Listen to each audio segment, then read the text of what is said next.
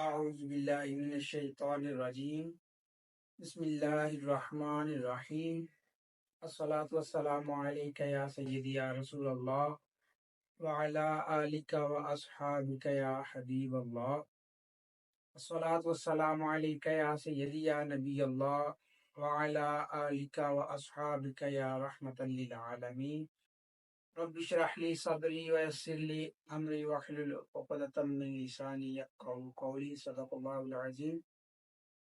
ہمارے تمام دیکھنے والوں کو السلام علیکم ورحمۃ اللہ وبرکاتہ۔ ناظرین گرامی، آج کی میں اپنی پہلی اور مختصر سی ویڈیو میں چند اہم باتیں جو ہمارے معاشرے میں بہت ہی زیادہ غلط طور پر مشہور ہیں، جو کفریہ کلمات ہیں، وہ ہم اللہ عز و جل کی پاک بلند ذات کے لیے استعمال کرتے ہیں۔ جی ہاں ناظرین، کچھ ایسے الفاظ جو صریحاً کفریہ کلمات ہیں، لیکن ہم وہ الفاظ اللہ عز و جل کی پاک ذات کے لیے معاذ اللہ استعمال کرتے ہیں، جس طرح کہ یہ کہنا کہ اللہ اوپر بیٹھا ہے، یا روزی دینے والا تو اوپر ہے، وہ اوپر بیٹھا ہے نا، مدد کرنے والا تو اوپر موجود ہے۔ یا ہم جب اللہ عز و جل کی ذات کے بارے میں گفتگو کرتے ہیں تو ہم اس طرح اشارہ کر کے اوپر کی جانب انگلی کو سیدھا کر کے اشارہ کرتے ہیں کہ یہ بات ثابت کرتے ہیں کہ اللہ کی ذات اوپر ہے۔ تو یہ کہنا کیسا؟ اس حوالے سے حضرت علامہ مولانا مفتی محمد امجد علی اعظمی رحمۃ اللہ تعالی علیہ فرماتے ہیں کہ روزی دینے والا یا انصاف کرنے والا اوپر بیٹھا ہے، یہ کہنا کلمہ کفر ہے، یعنی اللہ عز و جل کے لیے جگہ، مکان، سمت ثابت کرنا یہ کفر ہے، کیونکہ اللہ عز و جل کی ذات مکان، زمان، سمت سے پاک ہے۔ اکثر ہم بچوں کو یہ پوچھتے ہیں کہ اللہ کہاں ہے، تو جو بچے ابھی بولنے کے قابل نہیں ہوتے تو وہ بھی اس طرح اشارہ کرتے ہیں کہ اللہ اوپر ہے۔ تو اسے ایک بات تو واضح ہے کہ جو پوچھنے والا ہے وہ بھی اسی نظریے کا مالک ہے کہ اللہ عز و جل کی ذات اوپر ہے۔ تو جب وہ بچہ اشارہ کرتا ہے تو وہ بڑے خوش ہوتے ہیں کہ بچے نے بڑا اچھا جواب دیا، حالانکہ وہ یہ حرکت کرنا، یعنی اللہ عز و جل کے لیے جگہ کو خاص کرنا، یہ کفر ہے۔ مثال کے طور پہ اگر میں ایک کمرے میں موجود ہوں تو اس کا مطلب ہے کہ میری جسامت کم ہے اور کمرے کا احاطہ زیادہ ہے، تو میں اس کمرے میں موجود ہوں۔ میں ایک صوفے پر بیٹھا ہوں، میری جسامت کم ہے اور صوفے کا احاطہ زیادہ ہے، تو میں اس پر بیٹھا ہوں۔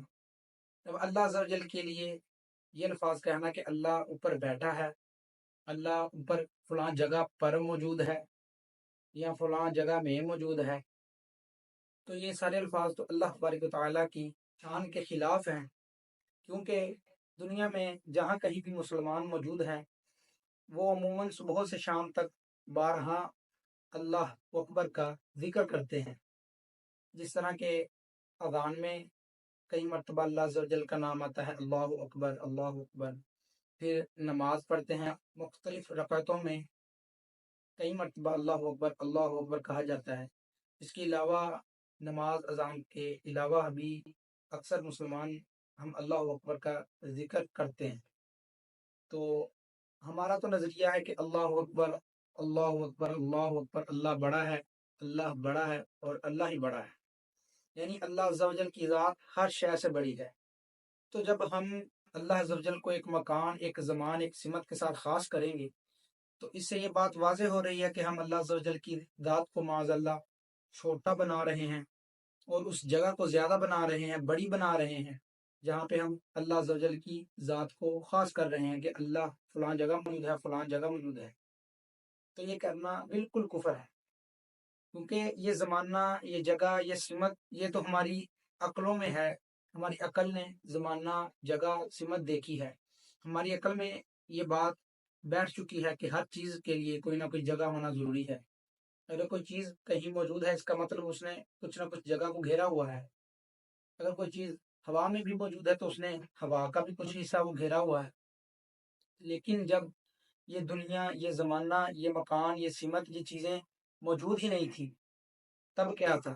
تب وہ واحد ذات وحدہ لا شریک اللہ عز و جل کی ذات تھی، جو مکان، زمان، سمت سے محفوظ ہے۔ اسی طرح بعض لوگ کہتے ہیں کہ اللہ ہر جگہ موجود ہے۔ یہ کہنا بھی بالکل واضح کفر ہے۔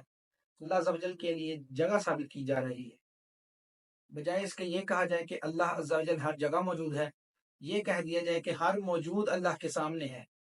یعنی اللہ جل شانہ ہر چیز کا، ہر شے کا، دنیا میں موجود ہر ذرے کا، پانی کے ہر قطرے کا احاطہ کیے ہوئے ہیں، ہر چیز کا علم رکھنے والا ہے۔ اس طرح کے تمام الفاظ کہ اللہ تبارک و تعالیٰ کے لیے مکان، سمت، جگہ کو ثابت کرنا، یہ کفری الفاظ ہیں، اور ان سے ہمیں توبہ رجوع کرنا چاہیے اور اللہ تبارک و تعالیٰ کی بارگاہ میں معافی مانگنی چاہیے، اور ان الفاظ سے خود بھی بچنا چاہیے اور دوسروں کو بھی بچانا چاہیے۔ امید کرتا ہوں کہ ویڈیو اچھی لگی ہوگی۔ انشاءاللہ عز و جل اس طرح کے روز بروز مختصر سے مسائل ذکر کرنے کی اپنی اور آپ کی رہنمائی کے لیے آپ لوگوں تک پہنچانے کی کوشش کروں گا۔ اللہ عز و جل ہمیشہ ہمیں حق سچ سنانے کی توفیق عطا فرمائے۔ السلام علیکم ورحمۃ اللہ وبرکاتہ۔